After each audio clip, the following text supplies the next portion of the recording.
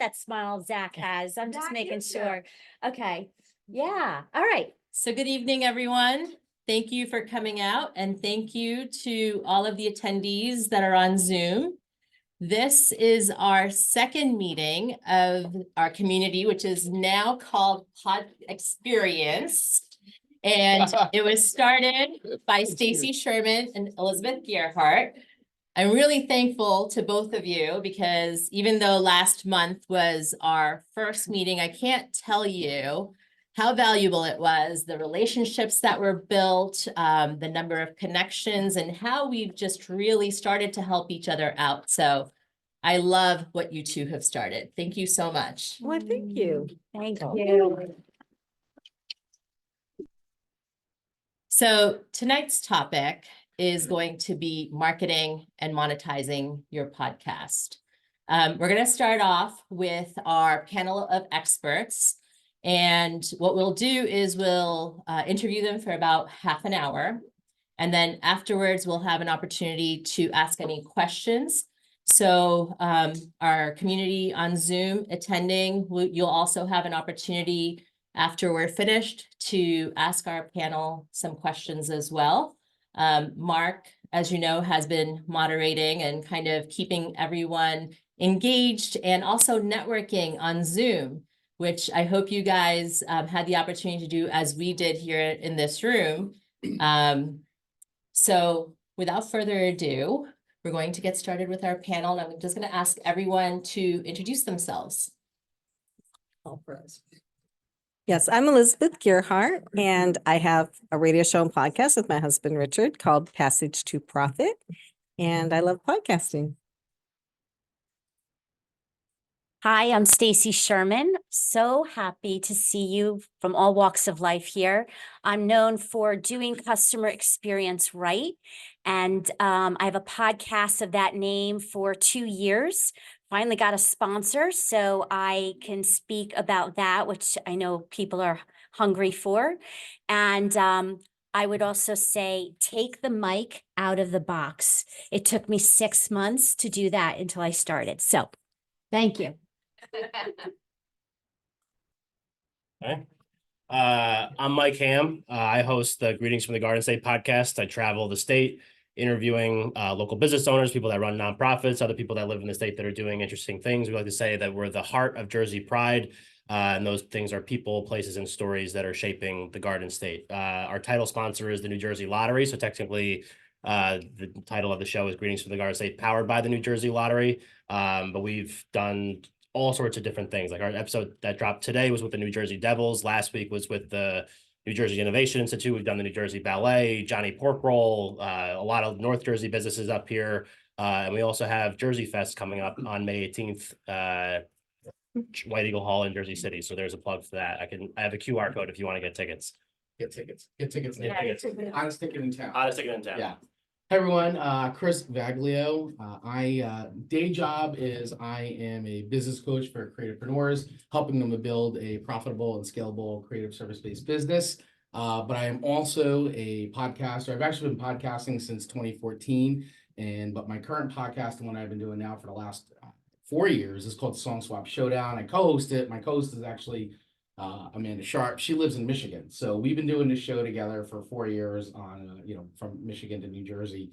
And basically what we do is very simple. It's an entertaining show. We swap music. She's into country and pop music, and I'm into rock, metal, and punk. And so we each swap 3 songs we don't think the others heard before, and we rate them on a scale of 1 to 5 records. The show originally started off on an app called Fireside, if anybody's familiar with that. And since then, we have moved to YouTube, and we've really had a nice explosion of subscribers over the last year. So I guess we consider ourselves more of a YouTube show now, even though we're still putting the show out on a podcast stream.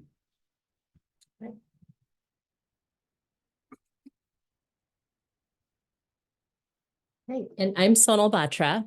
I don't have a podcast yet, but one of the reasons that I've been engaging with this community is because I hope to have one soon. And as Stacy said, the first thing I need to do is take the mic out of the box. But I have, but I have 20 years of experience in marketing on the corporate side, as well as helping small and medium businesses with all aspects of their marketing. So this topic certainly is something near and dear to me. How many of you have a podcast? Okay, quite a few. And how many of you are thinking of starting one? Okay, so I think it's about half and half.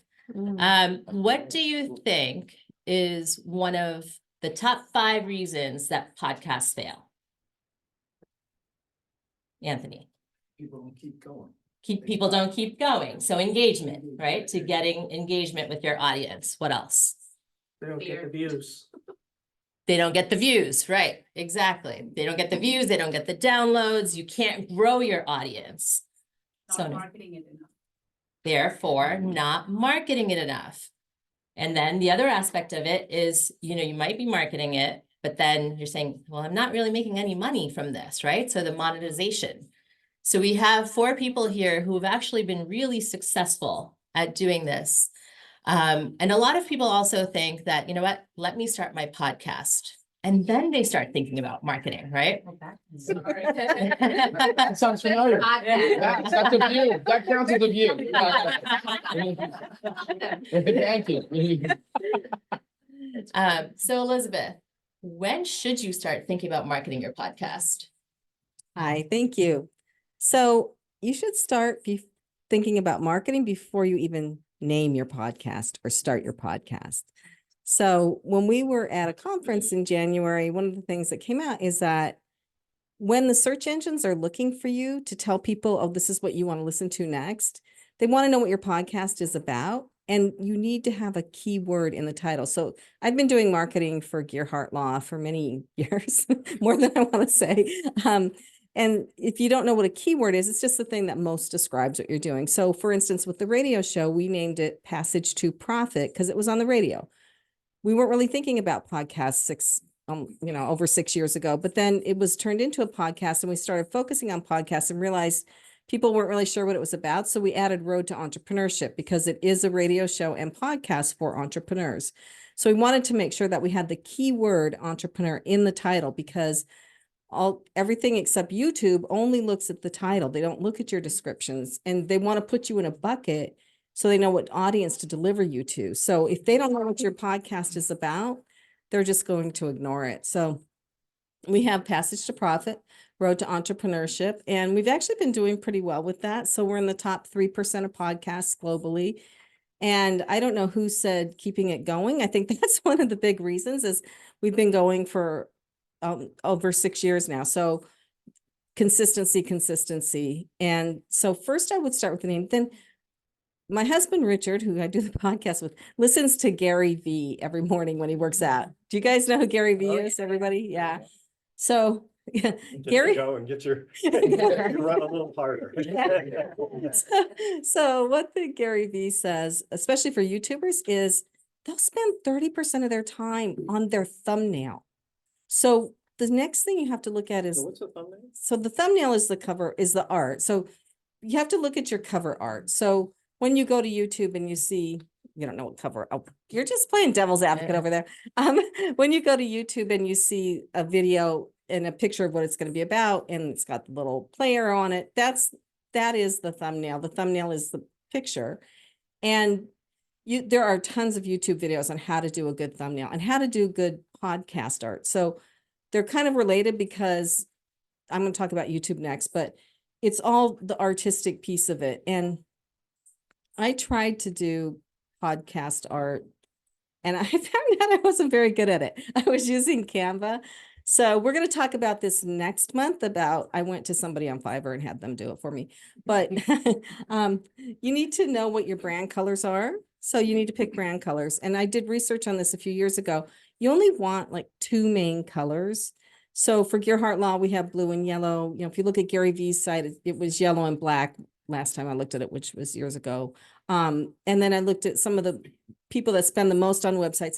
2 main colors, and then you can use black, gray, neutrals. But like iHeart, we record our radio show at iHeart. It just mainly is red, and it has black and white and gray. So think about that. You don't want it too busy. So Chris just sent out an email about something he's doing, and he had this thumbnail on there. That Mhm. was amazing. Thank And one thing he had on there, and I think a lot of podcasters are doing this, is his picture of himself. And I think that's good for a couple of reasons, because right now, with AI and all the copyright issues, like nobody can accuse you of stealing their copyright if it's your own picture, right? So I think that that's a one good technique, but you have to see what makes you feel good. So we are turning content that we had been doing at the law firm for a few years, we do it monthly, into a podcast, and I'm in charge of doing that now. We went to our marketing agency and they gave us back something. I was like, this is really boring. Like, nobody's going to want to click on this. And so I made them redo it, and they redid it. I was like, oh, I gave them an example of what I like. I was like, this is a lot better, but they didn't use our brand colors. So I made them redo it again and use our brand colors on it. Yep. And they finally got it right. Right. So really think about that with your, any artwork that you have going on with what you're doing. And if you look at, for instance, iHeart, we've learned a lot from iHeart because they're just branding is all they are. Their branding goes through everything, their whole building. It's the walls are white with some gray and some black pictures, and then the big red heart in it. And they have this one foyer that you come into off the elevators, and you feel like you're in a bottle of nail polish. It's bright red, the whole thing. And so branding and colors and the look and feel. So you need to look at a number of different podcast covers and the way people are branding things, and see which one makes you feel the way you want to feel and which one excites you. And really then don't copy that. Promise. So, What? sorry. Okay, Oh. if everyone on Zoom can just mute Yeah. Someone themselves unmuted. again. You're okay. Go ahead. Keep going. Okay, so- great. So I think those are two really good points to start before you even start recording. Think about the title, making sure that there's a keyword in the title that the audience can connect to, and the branding. So on the branding, I wanted to ask Chris, because I feel like you are the branding guru. Well, You had You are. seen that last email he You sent are, out. you are the You would branding agree. guru. So I'm gonna say, Thank you. how important is it, and how do you define your brand based on who you're trying to reach? yeah, that's an excellent question. And I will tell you first and foremost that it is definitely an evolution, and it is definitely trial and error. And I'm gonna give a Yeah, and shout that's out. okay, Yeah. right? If it's an evolution, that's okay. It You're absolutely starting. is. I'm actually gonna give a really good shout out and plug to Mark Ronick on there, because Mark with Song Swap Showdown really helped Amanda and I really figure it out. Because we honestly, I'm gonna be 100% honest. Amanda and I started that show very much on the fly. Like, we had an idea, and just like, most creative entrepreneurs, like, we had an idea, let's just do it. And we just plowed into it like head first. And we go, we'll figure out the rest as we go. We just want to start doing the show. And honestly, the show was just called the Chris and Amanda Show, like real original. But like we just wanted to get going. But eventually we were like, okay, now we actually got to do something. And Mark actually helped us really dial it in and actually figure a lot of this out, because it's just like he kind of helped us like really start to begin to figure out, like, okay, who's our audience? Who are we going after? Chris and Amanda Show doesn't say anything about what the show is, which he's absolutely right. It's just, we wanted to get going, and eventually the show became Song Swap Showdown, that's what the show's about. And then we even added, your weekly music throwdown show. Like, that's exactly what it is.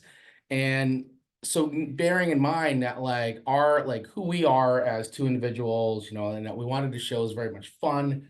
It's a lot of entertainment. We do a lot of talking. Like, the music is, for us, the catalyst to just share stories and have conversations and suck people in. And that's usually the thing that everybody relates to a lot, is us telling stories around the music and different memories and all that kind of stuff. And people will share their stories around the music.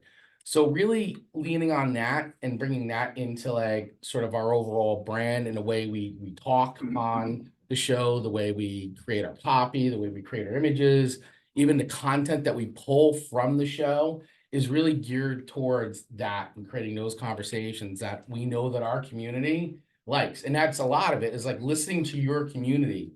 This is something I've definitely learned a lot. And I think any marketer, anybody in marketing, any businesses, as you begin to go, like, listen to what your audience is saying, right? And whatever your audience is telling you, that's what you should be making more of, or leaning more into that, especially if you love doing it. And so don't bypass that part of it. Like, yes, you love doing what you do, but like, make sure that you're listening to your audience and incorporate that into like your overall brand story, you know, and understanding who your audience is, right? Our audience are people who love music, love talking about music, how you would talk about music with your friends or family when you're hanging out. That is our overall appeal and the people that we go after. But like Mike's audience, he knows his audience really well and what his audience So wants. Chris, And talk about that. Stacy- Talk about yeah. how do you figure out what your audience wants? What are some of the tools Sure. that you're using? Yeah, honestly, it comes down to social media, you know, talking to your audience. I mean, we live stream, so our show is a little bit different than, you know, maybe Mike's show and stuff. Like we go live every Monday at 8:15 a.m. Like that's, and so we have that benefit of actually talking to our audience like live when they're in and they're participating and they're commenting. We're getting a lot of data, and we will point blank ask the questions while we're on the air. But even when we're doing our social content, like if we're not live streaming, like we're always asking questions on that content to find out like what do people want? What are they interested in? As a What would you like follower. to see more of? Correct.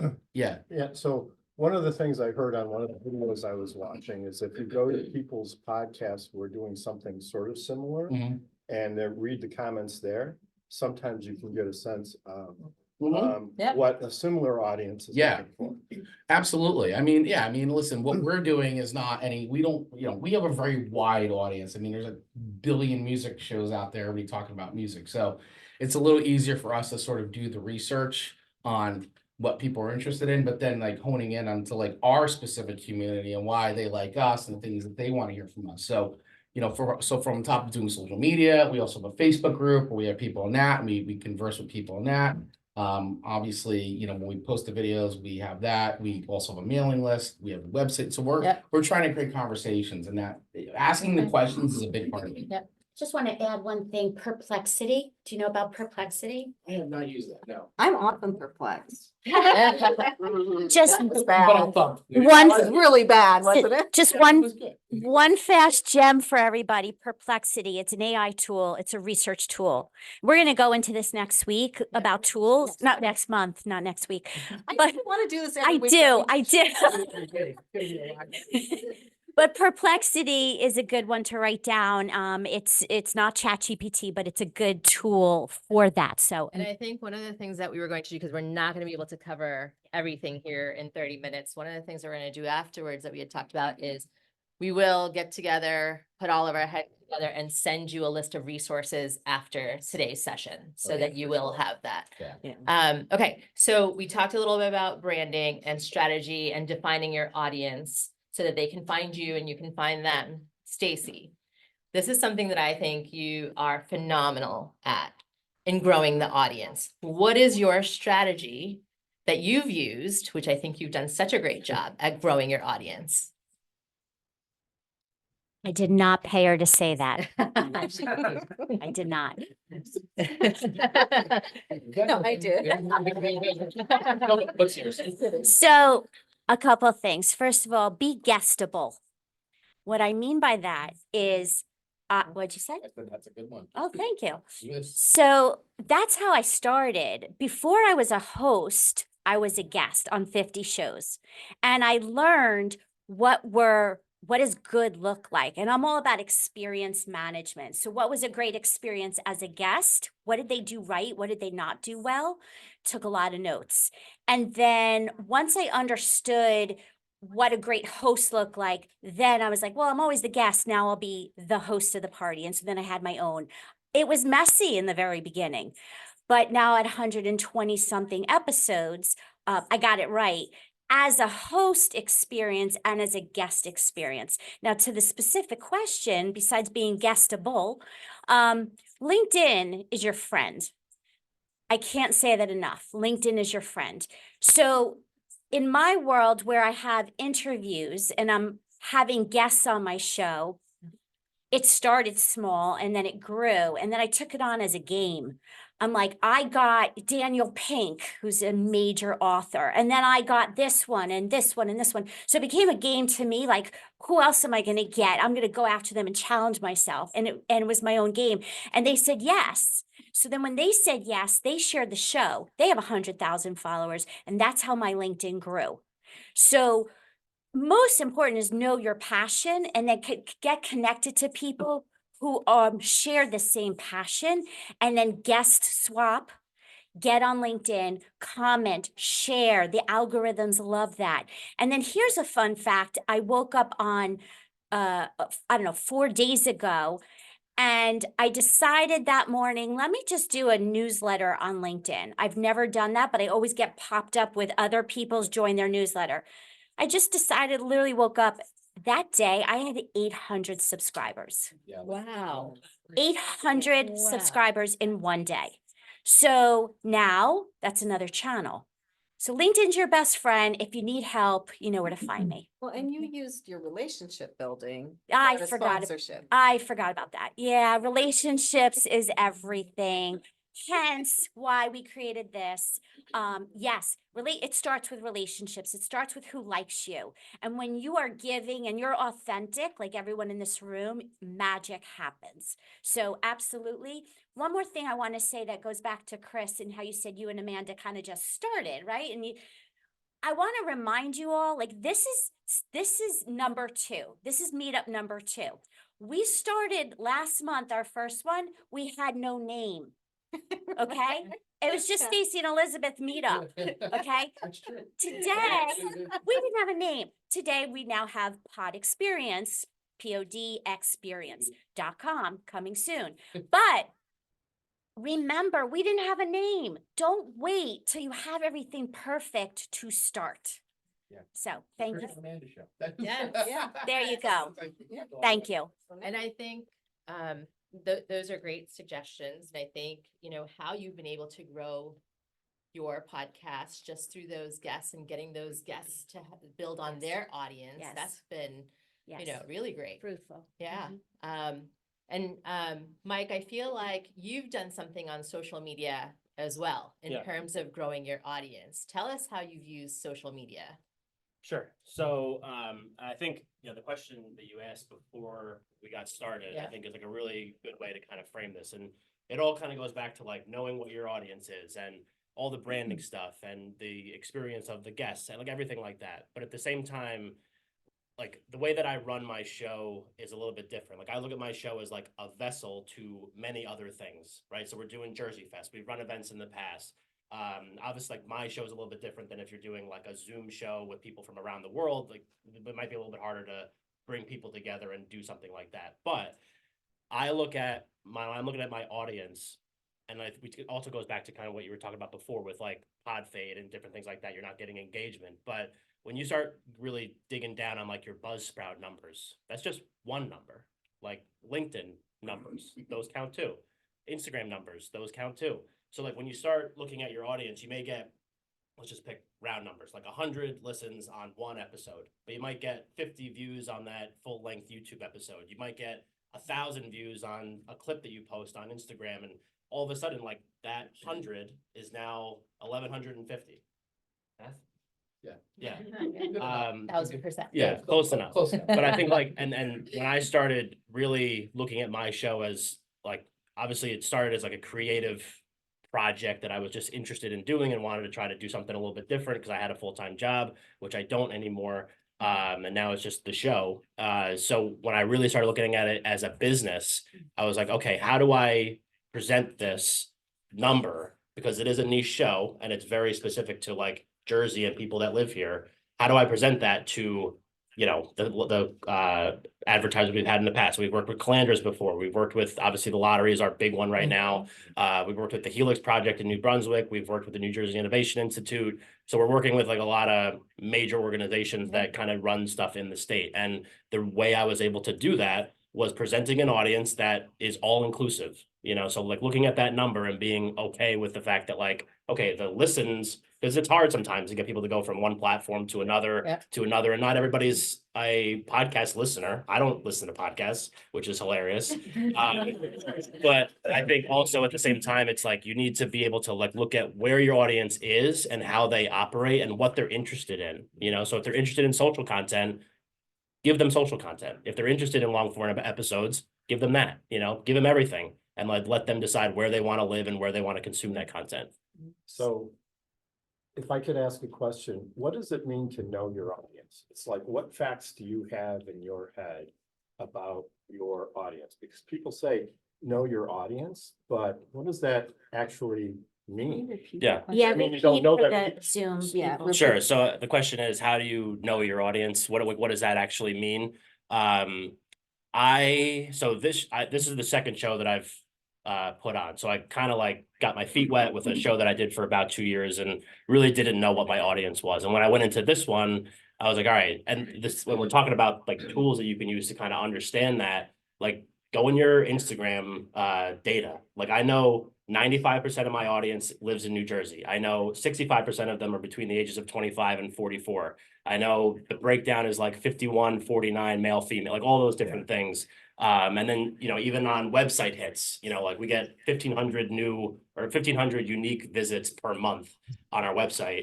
And you could start to see like on Squarespace, it just has blops where people are actually logging in and checking out your stuff. So then you're like, okay, I get a lot of North Jersey stuff. So let's give them some North Jersey content. Like, let's go visit some North Jersey places and get them on there. If restaurants or chefs are doing really well, let's go find some more chefs, So I think like seeing which ones are really clicking and which ones are kind of getting the most engagement is a good way to kind of you're never really gonna like know for sure, but it kind of helps guide what that answer is. Yeah, Yeah. you're following the data basically. Following You're the not- data. You're not putting your finger up in the air and saying, well, I think. Yeah. There's a lot of different monitoring tools Right. also, right? Like when you're doing your podcast to kind of understand what your audience Yeah. is thinking, who's the one who's engaging, Right. and we're gonna provide those resources. Unfortunately, we only have 30 minutes, so it's hard to Oh, I deep won't ask. dive into a lot of those topics. Oh, I'll talk forever. I'll stay here. I know. Yeah. So I'm just going to kind of wrap up, ask one more question, and then we're also going to go to Zoom. But so, kind of summarizing a little bit of what Mike said in terms of the social media, right? Which is where you kind of found, and what you also did on social media was tried a lot of different things, right? Oh, Which is yeah. taking your long format content and doing the clips of short format. And when we were talking offline, you talked about how like, there was this one clip that you ran on Instagram, which actually brought you like so many Yeah. views, and that's what you were able to take to your sponsors. Yeah. So let's talk a little bit about kind of taking some of those things and monetizing your podcast, and how do you get the sponsors? What do you do? So I think Stacy and you as well both have a lot of experience in this. If you could just walk us through that really quick. You want to go first? Yeah, so for me, as a business show and all around customer experience and customer service, there's companies out there that really care about differentiating their brand through that. And so they've approached me because it's a good match to the content I have that match their company and their brand. So that's really where the match has happened. They've also asked me to do podcasting on site at the events that I'm speaking at. So podcasting isn't just what you think traditionally behind a screen or in a studio, but it's also taking it on the road. And so it's companies wanting, because of what I speak about, it matches their brand. And that's what you have to think about. What industry are you in? What is your passion? Find the companies that care about that. And that's where the matchmaking and relationships happen. So hope that helps. Yeah. And I think from the sponsorship side, like obviously getting the New Jersey lottery at the price point that I had in my sponsorship deck was not something that I ever thought anyone was really going to go for. But when I started sending it out, I was like, I'm gonna put this deck together. I'm gonna set up my sponsorships in such a way, like I basically sell them in blocks of episodes. And there's one, we call it the Bruce, which is like the highest level sponsorship you can get. I love that. Yeah, it's like the Bruce, the Whitney, the Frank, the DeVito, we got a whole bunch. John Bon Jovi. No, we didn't. Outside of New Jersey, they might not know what yeah. you're talking Oh, about. that's sorry. Very, very Jersey. Safe. Yeah, John Bon Jovi is too corporate for me. But anyway, so when we started putting together those like those sponsorships, originally I would sell them in like blocks of 4 for like $150 or blocks of 8 for like $300, like stuff like that. The block of the Bruce level was a $20,000 sponsorship, and thinking that no one's ever going to go for that, but if they can't say yes if it's not there. right? And I think that sometimes as like a creator or someone that had, like when we're talking about audience size and all that kind of stuff, when you really start to dig down on like what that audience looks like, there are organizations that are looking to promote within the demographics that you're talking to, right? And you have an audience, like you have people that are engaged with what you're doing and they want to listen to you and consume that content wherever it is, right? So when I started putting that stuff together, like we talked about that reel that I did, that was for the Helix project, which is run by Devco, which is like a huge, they're like probably one of the leading real estate development companies in the state. And so we had talked about doing something together, and the first reel that we put up for them got like 125,000 views. But like that isn't normal, but it's also something that like that was a really nice thing to bring back to them. And then they sponsored a block of episodes, and they also put my show on a billboard in Atlantic City, which was really cool too. But which is still there, actually. They're gonna keep it up till May. Yeah, but stuff like that. So like knowing what your audience is and not being afraid to ask for it, like you're running a bit like, well, if depending on how you want to run your show, if you really want to like make money, you need to look at it like a business, not just like a creative project. And you need to be able to discern like, yeah, I would really want to talk to like someone that I think is interesting, but if it doesn't always like come back to the core of what the show is all about, the sponsors are not really going to go for that. And we were creative with how we did it. So like they get a year-long commitment. We do 6 episodes on them. Like they'll get 6 bonus episodes per year. Like we just did a live event episode down in AC a week and a half ago. We'll do 5 more over the course of the rest of the year. But, like putting it out there, being able to show what that audience looks like, how it operates, where they live, like all that kind of stuff is really important. And when you do pitch them, there are people that want to talk to people like face to face, So yeah, that's what I got for that. I just want to say one last thing about LinkedIn, because he's mastered Instagram much more than I have. But with LinkedIn, one of the beauty things of that platform is that when they really like your content, they actually give you new features, new tools. And I think that's how they found me. I did a LinkedIn learning course for them. And that's pretty big. So it was because I was so active with valuable content. It's not quantity, it's value. So think of those channels for that purpose. I wanted to say one last thing. I know, Chris, you have to have your chance. One last thing. If you don't have the time to do all this, because it does take a lot of time and not all of us can afford an assistant or whatever, we're going to talk next month about how to get help to do this. But one thing I think you have to do, and with a podcast, this makes it so much easier for everybody, you have to be on YouTube. YouTube is the second most searched engine after Google. It's owned by Google now, right? And now if you put your podcast out there, YouTube will take it and put a static image with it. You don't have to have a video with it. You can put it up on YouTube with just a picture. Yeah, it'll take your cover art and Audio, not the video part of it? Yeah. Right. You can put your RSS feed into YouTube, actually. So you create a playlist. Sorry. Sorry. Yeah, so you can, for everybody on Zoom. So yeah, on YouTube, you can create a playlist and link that playlist to your RSS feed, and it'll pull in your entire feed. You can actually tell it how many episodes you want to bring in too. I didn't Like, know that. yeah.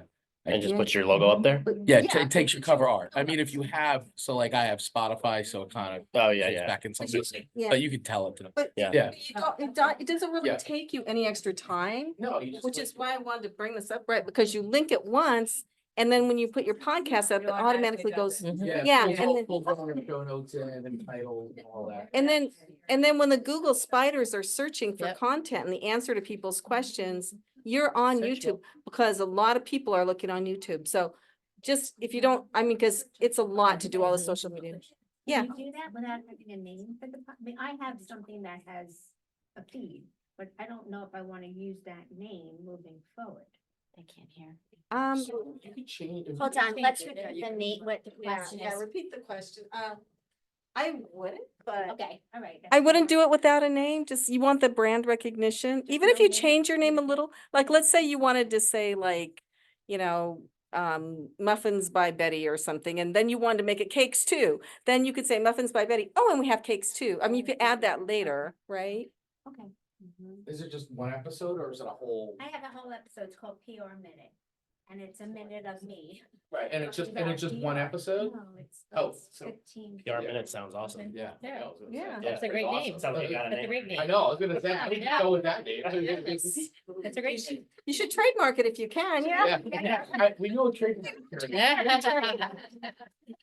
So anyway, but I know Mark has, Yeah. needs Yeah, to say Mark something Ryan. too. So I want to turn it over to Mark for a moment, to say, thank you for helping to keep the community online together. So a big applaud to you.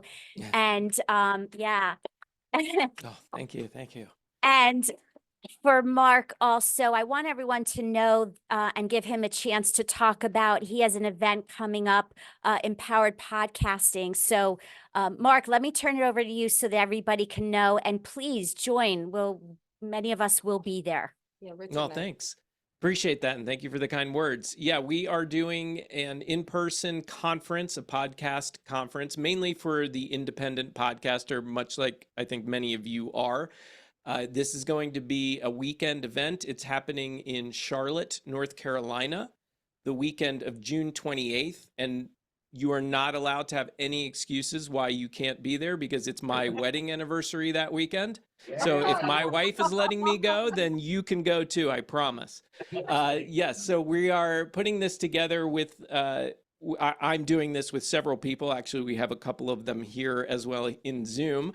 And yeah, this is basically, it's going to be a lot of what you're seeing here, panel discussions, workshops, presentations, all sorts of stuff to empower you to get that podcast going, to take that microphone out of the box and start podcasting or grow your podcast, monetize your podcast. So yeah, that's what we're doing. And again, if you want that information, you can go to empoweredpodcasting.com. Right, and when was Mike's event? May 18th.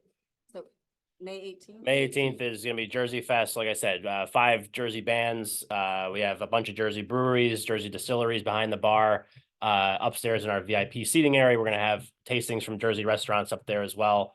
And then the lottery is a sponsor for that event also. And the first 100 ticketed attendees will, as long as you're over 18, get a free $5 power play scratch off. And we're adding more sponsors like over the next couple, well, a little less than 2 months now. So it's at White Eagle Hall in Jersey City, which is a cool venue. So now we have something in May and something in June. Yeah. We have May, June, and then we have one more thing to share with the community, which is in August, Pod Movement, which is very large and very known in the industry. And so if anyone does want to go to that Pod Movement's website, put in Pod DC20, and that will give you a discount. So it's not advertised. All right, and then we have us next month. So Right. So Stacy called a podcast movement and said, I have a group. Would you give us all a discount if we sign up with you? And they said, yes. She's amazing. So yeah, you got to ask. So that's going to be our group. And we're hoping that maybe we can find a place to get together down there when we're all down there too.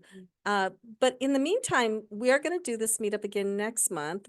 We are having such a blast, aren't we, Stacy? we are. Yeah. Even before we had a name. Did So you have a feed on YouTube? yeah.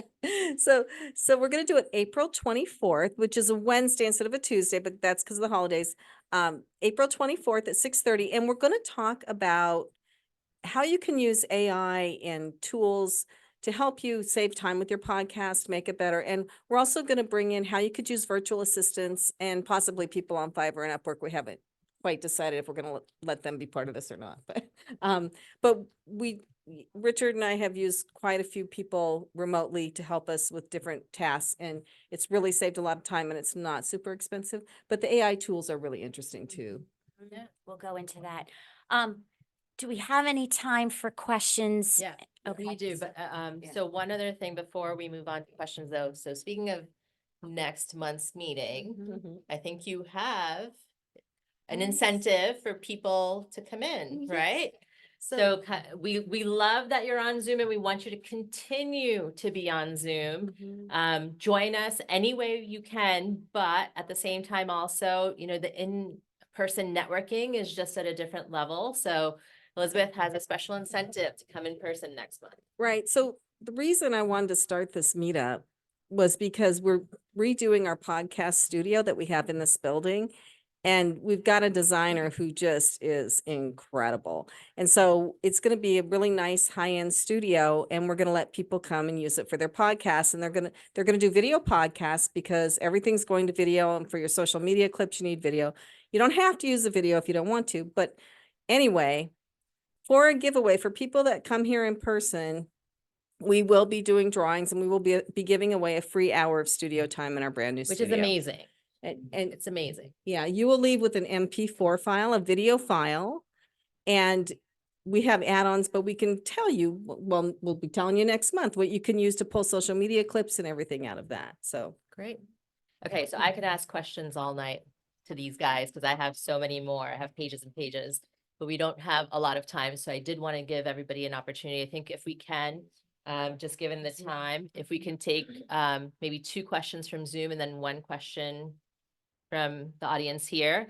So, Mark, do you see kind of like a topic maybe that's been coming up quite a bit consistently on Zoom?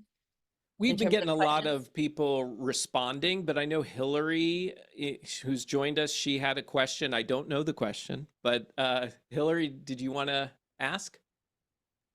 Yeah. Hi, everyone. I'm sorry I couldn't be there this month, but I'm glad I could be here on a virtual way. I'm Hillary Russo. I have a podcast called Holistically Speaking. We're about to enter our 4th year, and we're in the top 1.5% of podcasts, and I'm really happy about that. But of course, we all have struggles, and we're trying to figure out how to scale to the next level. So my question actually goes back to building YouTube, which is so interesting to me because with a background in broadcasting, you would think I would have this like insane YouTube with like thousands of followers, but I really used it as a holding cell for the first 10 years that I had it until I started podcasting.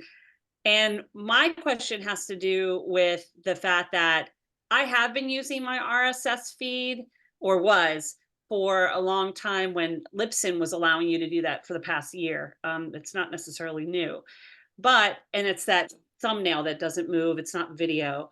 But I realized that when I started adding the video element and putting the full podcast on there, I was getting more hits. Yep. So my question is more about the conflict between, if you're putting both the stagnant image and the video of your podcast in the podcast playlist, are, only one of them's really being what do you call it? Is being calculated in the analytics, where the other one still does count. So like, what would your suggestion be as far as, do you just use the ones that have video, even though it's not attached to your RSS feed, or use the ones that are RSS feed only because it does attach your analytics? use some video. Yeah, so I That's a imagine great- both matter. Yeah. Yeah, so that's a great question. So I've actually just started experimenting with the actual putting the RSS feed in, even though we have full episodes up, because we are a video show first, because we live stream on YouTube every Monday. So I literally just started experimenting with the RSS feed just to kind of see like what would happen if there's any kind of uptick or if it's taking away from anything. Right now, I don't see anything different really happening to our channel. I do see sometimes it's interesting to see which episodes people may listen to on the audio feed version as opposed to watching the video version. I do find that a little interesting. So I'm still collecting data on that since it's been about 3 weeks since I actually connected that. But I would definitely, if you have the video, I would definitely lead with the video first, and especially if it's the same thing, And then if you want to connect the RSS feed, I don't think it's going to hurt you at all. I mean, anybody on YouTube is going to tell you to lead with the video first, because that's what YouTube is. It's a video Yeah. platform. But I mean, if you don't have it, then I mean, yeah, use the RSS feed. So it's one of those things where it's a newer thing. I think YouTube still doesn't quite know. I mean, it is taking the place of Google Podcasts, which is going away. Google's not doing Google Podcasts anymore. They're using YouTube as Google Podcasts now. So that's the replacement for it. So it's going to be interesting to see. But I mean, I would definitely, if you're doing both, I mean, do both and see, and just kind of watch your stats, go into YouTube, YouTube Studio and kind of see what's going Yeah. on.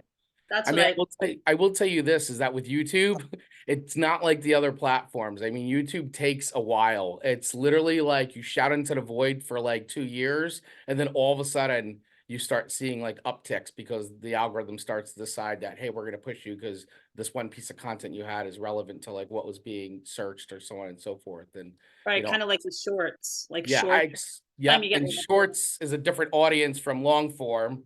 So you can use shorts for discovery. I'm telling you, I've gone down the rabbit hole on this for the last 2 years, and Yeah. it's been a lot of I can trial and attest to that, Chris. yes, exactly. Mark can definitely attest to that because we Yeah. talk about this often and compare notes. Do you have It's another question online?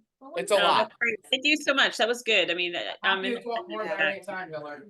Yeah, I wanted, so we've had our Passage to Profit show on. Ace, go in the bathroom. You need your boot and balls clean. Okay, well, Okay, we need, Copy we my need, name, we showing. need I everybody think else you on need to mute. I think you need to mute yourself. There you go. Sorry. Thank you, Simona. okay, so we've had our Passage to Profit podcast on YouTube the whole time that we've been doing it for 6 years. And we got some traction with it. We do put our videos on there, but we don't make them good enough. So I really feel like if you're going to put a video on YouTube, yeah, the title and thumbnail and Biggest thing. and also good content. Like what people are doing now with videos on YouTube, because there's so much editing software out there. Quality content goes a long way. So you can't just throw it up there. I don't think. You can't. Well, it depends. I mean, you can. What does your audience think? But Well, that's true. title, cover art's going to be the thing that gets you searched, and then whether or not they like the content is the other end of it. And whether or not they like the host. Yeah. There's that too. and the Yeah, host, I mean that's very true. I mean, it's Yeah. very true. Okay, can we take one more question from online? I see a hand up. Yeah, we have Simona. Go ahead, Simona. It wasn't really a question. It's just I do so much stuff with YouTube that I feel like I have to like weigh in some way, but I don't want to please. Yes, I don't want to take away from what you're all saying though. I feel like when it comes to YouTube, you need to like know what strategy you're leveraging when you're going into it. So what's like the purpose and the intention of your YouTube channel? Is it meant to be a lead gen funnel, it like to lead back into your business, or are you trying to entertain with it, or like what is the purpose of the channel? And then don't be afraid to title your videos, especially when it comes to your podcast, as something separate than what you already have on your hosting platform. So if on your RSS feed, if you have a specific name on your RSS feed of a podcast episode, you can call it something different on your YouTube channel. It doesn't have to be the same. And then what Hillary was saying with, the one video, I guess, video with like the audio and the cover and all that goes on to YouTube directly. If you're uploading the video separately, take that opportunity to split test. And we were saying this in the chat, which is why I wanted to call it out, but take the opportunity to split test. Use different thumbnails, use different titles, use different descriptions, put different tags in the descriptions, start to see what works that way. So that's what I would offer. I just like, there's so much stuff that goes on with YouTube and we do so much of it. There's like 105 ways. So I just wanted to add, and you guys are amazing. And I'm really enjoying this. Thank you for letting me say that. It's such a great point, Simona. I know it's like, we could spend 3 hours. Well, maybe we should just do a YouTube one. Yeah. It's a rabbit hole. It's a rabbit hole. And it changes every day. That's the problem, is like, like you said, there were Google podcasts. Now it's YouTube podcasts, but they're not really podcasts in the purest sense of the word. vidIQ is a great channel for if anybody who really wants to get into YouTube. vidIQ, great free resource. I've learned a lot from doing and from going to vidIQ.com, and they have a YouTube channel. It's been invaluable to me. Yeah. Sorry. We've had a lot of good interactions, so. Yeah. Yeah. Do we have one more question online before we go to the room? Mark? Yeah, I think we had Steph. Steph, did you want to chime in? Yes, hi everyone. Thank you guys for doing this. This is amazing. Honestly, appreciate your time. I don't know how much time we have right now, but for somebody who is just starting, and I am grateful you guys are sharing about analytics and how like social media, how to leverage social media. But how about editing? How about like the before you post the stuff? Like, is there any recommendations? Like something that you guys would recommend, because I think that is a lot of time when it comes to editing, a lot of tools, and Yeah. budget wise, it's just, I don't know, any Yeah. for somebody who is new in the platform. I mean, I think we can probably quickly answer that, but I think that's probably another topic in and of itself. So, because right I- now we're focusing on the marketing and, audience generation. I'll just say Okay. quickly that Richard spent the whole weekend learning a new editing software, which is really cool, and he's still working with it, right? So if you ask, each person will probably have a different answer. And we'll go through that next week. Next week, I keep saying week, month. next I guess we have month. to do I the really same want to thing. keep going. I'm not leaving. But seriously, there's so many tools, the AI tools that have this incredible, I mean, it's so advanced from when we all probably started our shows. But then again, I hire a virtual assistant to help me with some of the mundane things that I don't want to do. So, we're going to talk about all of that. But if I had to say one favorite one, I would say that's really easy for editing is called Descript. And that's just for a dummy like me who's not techie. A dummy? A tech dummy, a tech dummy. I'll say a tech dummy. I see my mother laughing. She's on there. My mom is here. You can raise your hand, Mom. There you are. Yeah, you raised a tech dummy. But anyway, Descript is definitely a good one, but we'll dive deep. And like I said, don't get hung up on which is the best one, because you could go crazy trying to examine and learn. There's a new one each day. Okay, any questions That here? sounds great. Thank you. Chitra? Yeah. Oh, sorry. I saw her. I have a quick question. So I'm looking up podcasts with the same name as mine, and there's 5. Can you hear on Zoom the question, or should we need to repeat it? Can you I thumbs would up if you repeat can it. hear It's very faint, but so maybe We'll repeat it. We'll repeat it. I'm just concerned about copyright. Is there like, Huh. how does that work? Well, we do have a copyright attorney in the back here, so, he's, don't use the same, don't use the same, no. 'Cause I've seen there's 5, the warrior mindset. I'm like, there's already Right. 5. So, I mean, one thing Repeat the we question. yeah, the question was, there's already something identical to what she wants to do. Should she do it, or will there be a copyright issue? And there very well could be. But if people are interested, we could do a podcast law segment Yeah. one of these times. Richard Yeah. is really into the podcasting But space you could too. always do warrior mindset with Chitra, which Yes. might not be there, right? To differentiate wait. yourself and then you avoid it. Yeah, you'll need to, yeah. But yeah, talk to Richard. Dr. Richard, Yes. yeah, Okay, thank you. I think, yeah. And That's just what- so, you know, too, some of those other shows, they could be like dead Dead, shows. yeah. Like, they're Uh, like a lot of people started shows during lockdown and stopped after 10, and they just sit there on these directories forever. That's a big problem.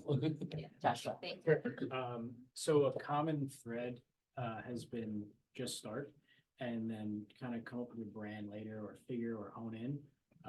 Do you go back and rebrand if something's pivoted or something's changed, or if you have more data later on, do you go back and is that something worth doing? So to repeat the question for everyone on Zoom, the advice has been everyone saying just start. And then do you go back and re-optimize and redo? Who would like to take that? So my first show ever, I just started it, learned on the fly for 2 years, and then really went in with a plan for this show. Like, I don't have like any issues with just like starting something, but you need to actually have like an idea of what you want to do going in. I will say that I don't know if like Mark is gonna like jump through the computer screen or not, but I will say that like I don't think it's a bad thing to like let it evolve a little bit organically early on, because you may go into it with something that's like, this is gonna be it, and then you realize that's not it, but you click on something else that people can kind of like latch onto, like we're talking about, like understanding what your audience is. And so like I did, it's like a little bit different, but early on I was taking any kind of guest that would come on the show because I just needed content. I did like a computer services company, which was awful. I would never do that now. But we've really honed in the types of guests that we have on the show, but then also like for logos and different things, like we just went through an entire rebrand in October. And we like built it all around the announcement of the lottery edition. We, the episode with Chef David Burke, who's like got 7, 8, 9 restaurants in Jersey. So we like built it all around that and did like a whole big, new logos, new website, new everything.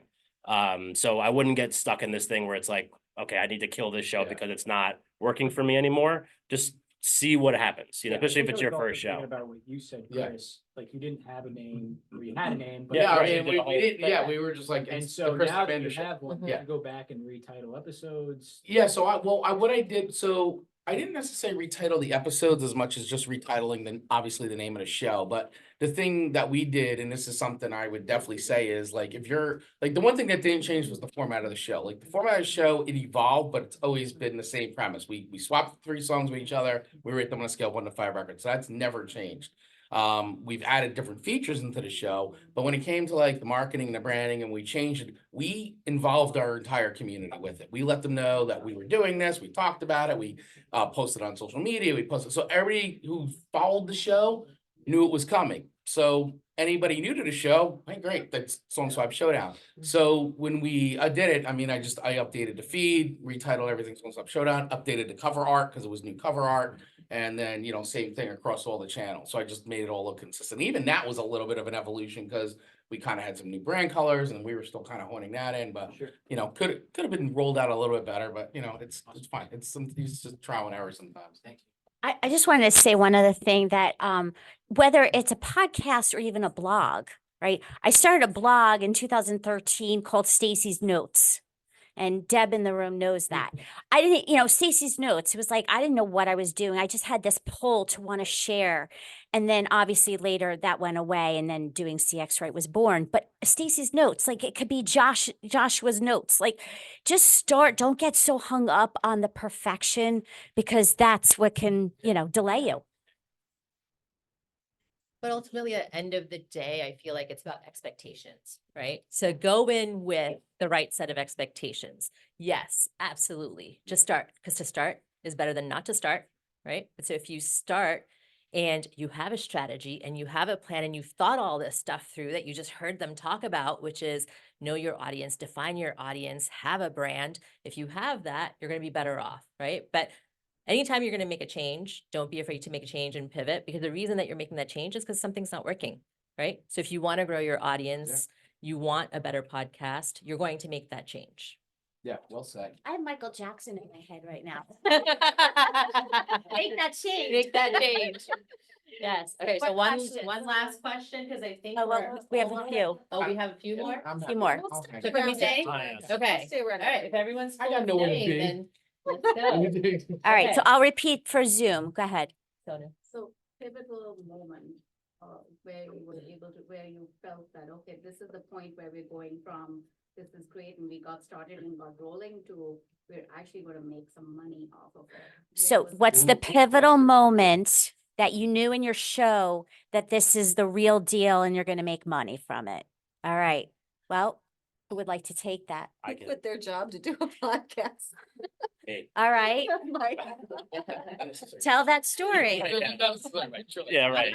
Behind you, but you Uh, were You were, first. you were going that way. Yeah, so a pivotal moment in the show for me, and this is just unique to my experience, but a year ago, January of last year, we had an article come out in New Jersey Monthly about the show. So obviously that was like a big thing for us.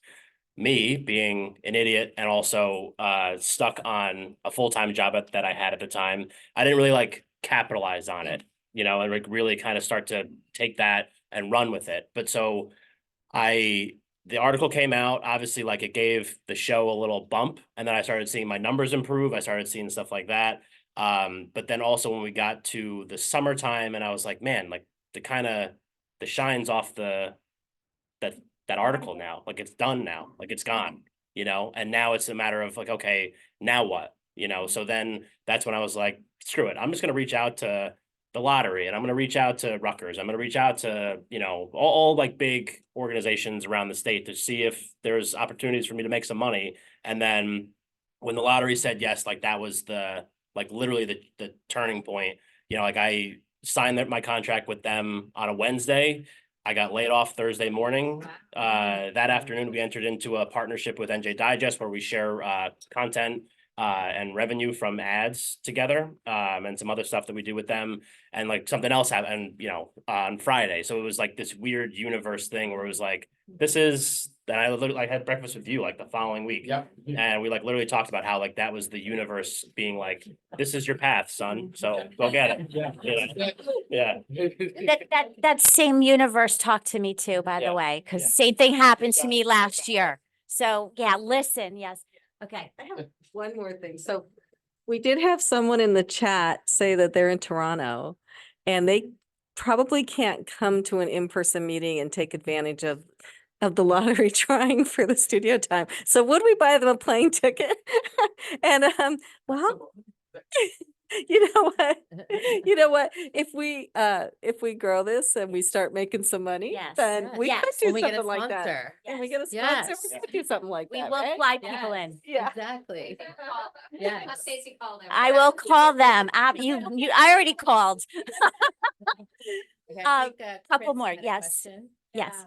More money talk. Okay, more money talk coming. So sponsors are great, but I know that's not the only way to make money on podcasts. Correct. So any advice? I'm out of the starting gate. I'm approaching my 30th episode dropping and growing organically. Without a sponsor because I just haven't found the perfect match yet, like personality wise, it's coming. What are your thoughts about maybe affiliate or other offers that draw back to my business because I am going to be building a membership down the road later this year? So give me some advice on a strategy, preferably something simple. Okay, so let me Sorry. repeat. Yeah. Yeah. You said your business, just to clarify, are you running the show for a business that you have? I have a pre-existing business, small That the business. show is used And the for? show is giving my business a voice. Okay. Okay, so Chris in the room, for those on Zoom, has a show. The show is giving her business a voice. The question is, how do you actually monetize without just specifically sponsorships? How do you scale and create that flywheel beyond? So who would like to take that? Chris. I can go last. Yeah, so I have a quick question for this is, do you have a mailing list, an emailing list? Yes. Okay, great. Is it over 1,000 or under 1,000? Under. Okay, totally fine. So the point is you have a mailing list, right? I have some. And you regularly communicate with everybody on that mailing list? Pretty regular. Great, perfect. So couple things you could do. So just some ideas is one, you could do like, we actually just talked about it today on Podcast Morning Chat, which, Mark runs every morning in Clubhouse.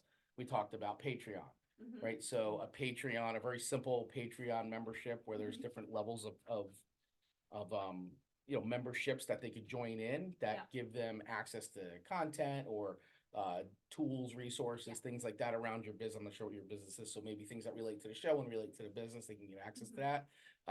Another thing could be too, even like a merch store.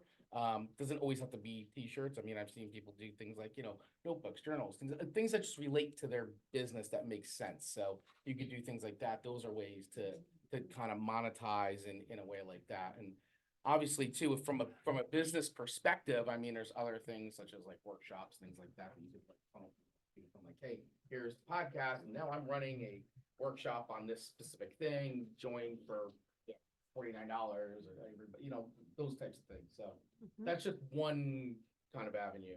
I know Simona deals with this a lot too, if she's still on. Yeah. Yeah. I also I'm think. still here. Yeah. I also think too, it's like a matter of how you define success, right? And like, yes, like it's really sexy that I say that the New Jersey Lottery is one of my sponsors, right? And that they're like a main revenue source for me and in my life. But also like, if you were to use your show to get you 5 new clients, that to me is revenue from that show. That'd be gorgeous. Yeah, call to right. action. So like, I think you also kind of have to like take into account, like, why don't you run an ad for your business on your show? Like make that like a pre-roll ad and just let it run.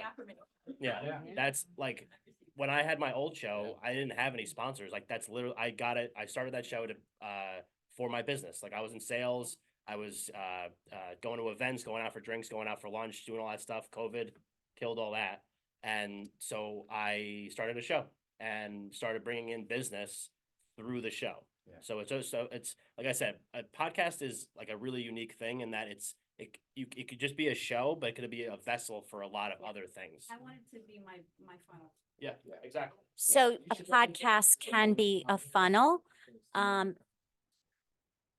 Yes. somebody else who posted too, 5 points. I mean, we really do need to do a separate meeting. Yeah. And I have- mean, this is definitely not. This is This content. is on- This is like, we should definitely, Do it every time. this is, So Sean Douglas had posted some points too. yeah, there's some, yeah, I wonder if we can get a copy of the notes and we'll share it out. But I wanted to add one and then I'll pass it over, which is something I'm really big on as your funnel is creating a course because it's scalable.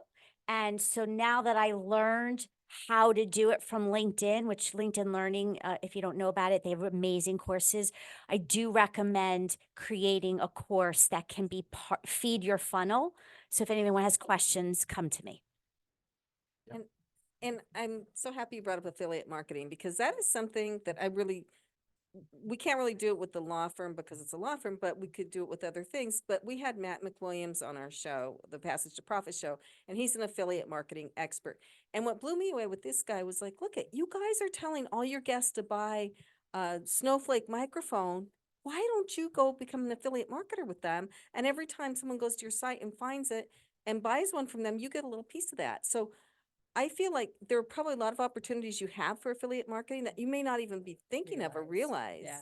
right? And what was the stat, Stacy, that you just posted today about podcasters and the credibility? Oh, on my LinkedIn, it's funny as today. Yeah. 60% buy from a product that they heard on a podcast. Yeah. So my whole post was why podcasting is so powerful for businesses. Mhm. And so, yeah, if you have a show or think about if you've listened to a show, are you buying or intrigued? If you trust me and I'm talking about a brand, you're probably going to buy it or look into it. Yeah, we've had a few people from the radio show come to Richard for intellectual property Mhm. because they heard us on the radio. So, yeah. Okay. Heidi had a Oh, question. Heidi. My question is sort of like what Josh said actually earlier is not taking a step back, but thinking that you've sort of pigeonholed yourself in a way in a podcast. And like for me, I'm a community-based podcast, I guess. And it's hard for me, number one, I feel like to branch out and then to charge for sponsorship. That's where you get stuck in what your, I guess, like what not your reputation, but what people perceive you as. But at the same time, it is your time, and what is your time worth? And you should make money for the things that you're doing. How do you strike the balance, whether it's sponsorship, whether it's, I don't know. That's a good So one. Heidi's question was that she has a podcast, which is a very niche community-based podcast. And so she feels a little bit pigeonholed and how.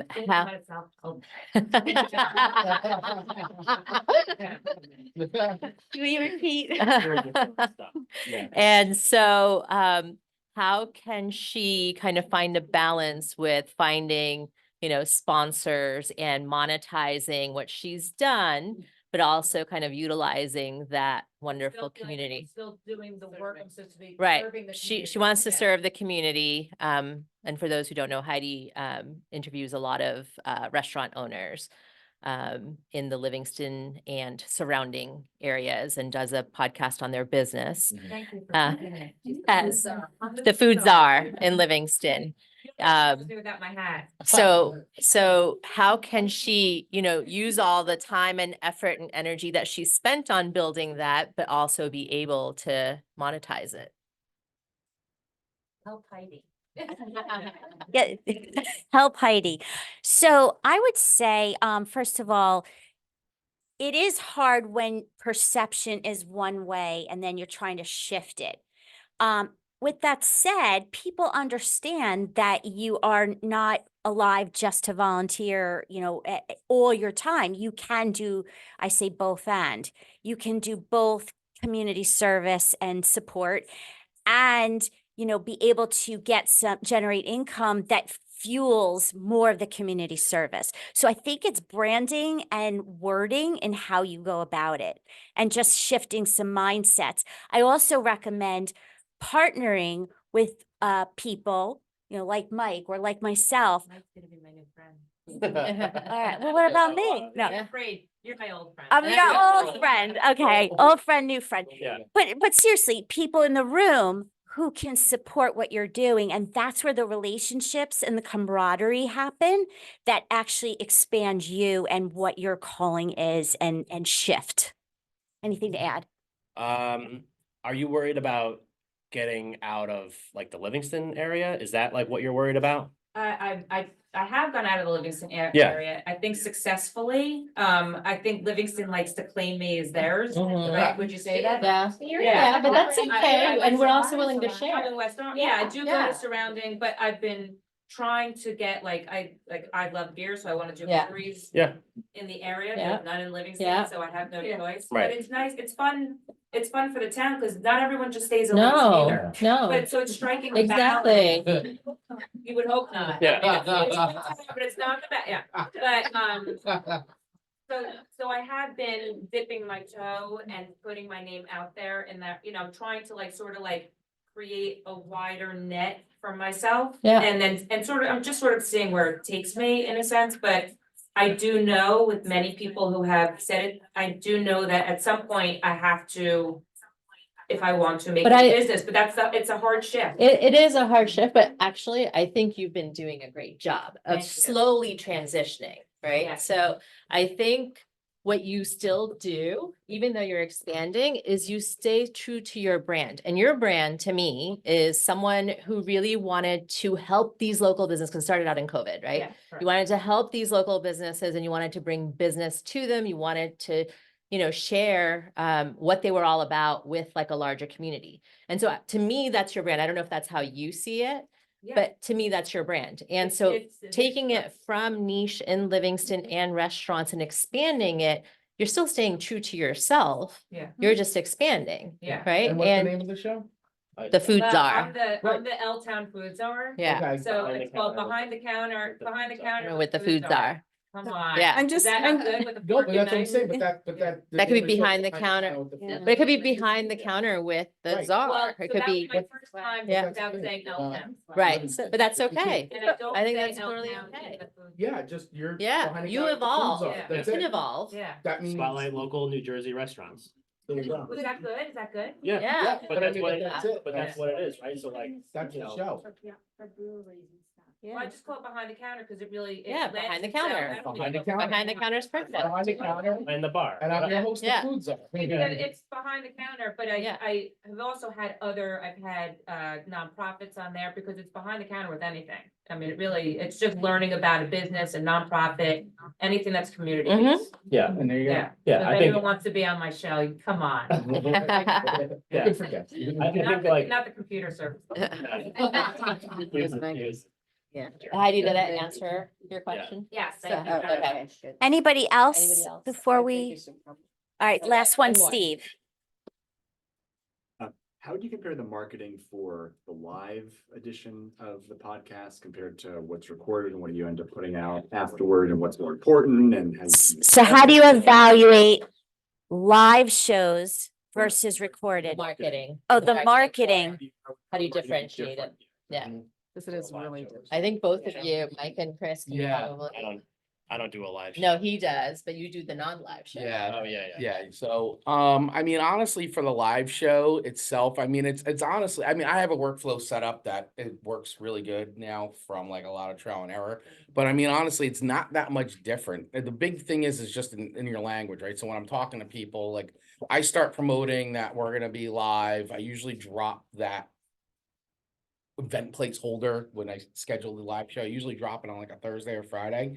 And that's when it goes out and I have the whole thing goes on Facebook and all that. But I always try to say, even when we're doing the live stream, it's hey, catch us live Mondays, 8:15 a.m. Eastern Standard Time. Watch us on YouTube on demand, or you can watch us, or you can listen to us on the go anywhere you get podcasts. So I always try to use that kind of language that the marketing around that is that if you want to watch us live, Mondays is the time to do it, or you can watch the show on demand anytime you want on YouTube or on the go on any place you get podcasts. When I do the marketing during the week, I'm usually pulling clips from the show, things like that, things that I feel like that are fun, but also give people a little bit of FOMO, like, oh, wow, this is what I might be missing out on if I'm not catching live. And I always try to, So you have to have I always try to welcome people, Yeah. like, even in the audio stream, I leave things in that are like, you hear us talking to people, like that are commenting and stuff like that. And we try to say, hey, if you can join us live, great, this is what happens. So I try to leave a little bit of that in so people get a feel for what it would be if they could join us live. I mean, we're at 8:15 in the morning, so it's a little bit different. We're like, I'm kind of in our heads, we're like morning drive time, but like, it may not be the most ideal time, but it's just what works for both of us as hosts. But as far as the marketing throughout the week, I pull clips. I make sure that I'm making announcements at the time it gets dropped. And, you know, I have this whole like checklist of things that I do on a weekly basis to help promote the live and then also get people to watch or listen to the show. I put out on the email list. The email goes on Wednesdays of like, watch it here, listen to it here. I mean, it's a lot of things I do. I'm just trying to give you like the high level version of it. I'm pretty sure from a recorded version, it's probably not too much different, except the fact that, you know, you're not scheduling the live portion of it. But Yeah, it's really like, for me, on my end, it's mostly like when my episode drops Tuesday morning. That's what I was just gonna ask. Is there Yeah. a specific day? Yeah. So I'm live on Mondays and I dropped in to record it on Wednesdays. He's on Tuesdays. I record all over the place, but I drop on Tuesday mornings at 3 a.m. Is there a reason why Tuesdays or not? No, it just, it used to be Mondays, and then I spent my Sundays editing because I'm a last minute guy. Yeah. And I was like, I don't want to do that anymore. So I did Tuesdays, so it gives me that extra day to get stuff out. I do Mondays. It's a pain, but Yeah. yes, pick your day, consistency for sure. I want to highlight something because Steve, I met you before, and I want to give a great idea that you're doing, which is think about, most of us are talking about podcasting in a very public domain. It's out on YouTube or Spotify, etc. But Steve has a show that is not out there. And if you're part of his business, and correct me if I'm wrong, that people in his business get access to the videos or to the content, right? So that's a different slant that people could do. Bond savvy. Bond Savvy is his business. Bond Recommendations. In the community. So it's community. Right. Yeah. Right. So I just want to call that out. I really like that idea. So many of you have great ideas. So that's really why we started this. Share, continue share, come back, connect online, and we will get big enough where we'll be able to fly you here at some point. We'll do a joint convention with Mark. We'll do a joint convention with Mark. Yes. Oh, I love that. Yay. May we all, yes, there's plenty of room for all of us. All right. Well, I think we should wrap it up. I want to say thank you to Sonal because, I mean, Sonal and Mark, honestly, I mean, it was such a huge difference in the experience from the first one to the second one. Never mind that we have a name, but yeah, so thank you both, because couldn't have done it without you. It was great, and thank you all for all of the invaluable insights and, you know, really giving us your time. Yes, thank you, everybody. And we're really glad that you came, and we love the in-person discussion. We love the Zoom discussions, and thank you, Mark, for the breakout rooms. We really want to get people talking to each other. Yeah, and sharing ideas. List of people that attend or not. If it's okay with everybody, yeah, we will. And last time people wanted us to, so we're happy to do that. Yeah. And yeah, and we have the recording too, so if anybody Yes, wants that, we'll let us share know. that, yeah. Thank you. All right, thank you, everyone. Bye, everyone. Thank you for everyone online so much. Appreciate you being here. Thank you, guys. Thank you. Thank you. See you in Clubhouse. Yes, tomorrow morning. See you tomorrow morning, 7 a.m. If you could Eastern mute time. if you could mute us, I'm going to say goodbye to everybody here. Thank you, guys. Yeah, you got it. Thank you all. Thank you. And hopefully everybody